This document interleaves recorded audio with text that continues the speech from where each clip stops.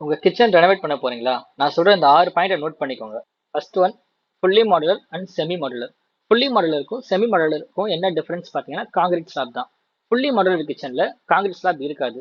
So நம்மளால spaces எல்லாத்தையும் கம்ப்ளீட்டா யூட்டிலைஸ் பண்ண முடியும். நமக்கு ஏற்ற மாதிரி கஸ்டமைஸ் பண்ணிக்க முடியும். செமி மாடுலர் கிச்சன்ல காங்கிரீட் ஸ்லாப் இருக்கனால நம்மளால ஸ்பேஸை ஃபுல்லா யூட்டிலைஸ் பண்ண முடியாது. சில கன்ஸ்ட்ரெயின்ஸ் இருக்கு. Second one tandem baskets. Wire பேஸ்கெட்டுக்கு பதிலாக டேண்டம் பேஸ்கெட் யூஸ் பண்ணுங்க. வயர் பேஸ்கெட் யூஸ் பண்றதுக்கு அன்கம்ஃபர்டா இருக்கும். லாங் டேர்ம்ல இதுல ப்ராப்ளம்ஸ் வரலாம். டேண்டம் பேஸ்கெட் யூஸ் பண்றதுக்கு ஸ்மூத்தா இருக்கும். இதுல நம்ம ஆர்கனைசர் வச்சு நீட்டா யூஸ் பண்ணிக்கலாம். லுக் வைஸ் மாடர்னாவும் இருக்கும். Third one built in hob. Counter top hob பாத்தீங்கன்னா லுக் வைஸும் நீட்டா இருக்காது. ஸோ ஹைட் கம்மியானவங்க யூஸ் பண்றதுக்கும் இது அன்கம்ஃபர்டபுளா இருக்கும். இப்போ கிச்சன் கவுண்டர் கிளீன் பண்றீங்கன்னா இதை மூவ் பண்ணி வச்சு தான் கிளீன் பண்ணணும். அந்த டைம் அதுவும் அன்கம்ஃபர்டபுளா இருக்கும். பில்டிங் ஹப் இது கன்சிடர்டா கவுண்டர் டாப் லெவலே இருக்கனால கிளீன் பண்றதுக்கு ஈஸியா இருக்கும்.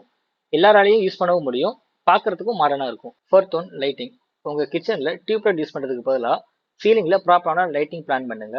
அது மட்டும் இல்லாம கேபினெட்ஸ் பிளான் பண்றீங்க அப்படின்னா கேபினெட்ஸ்க்கு உள்ளேயும் வெளியேயும் எல்இடி ஸ்ட்ரிப் லைட் ரென் பண்ணுங்க.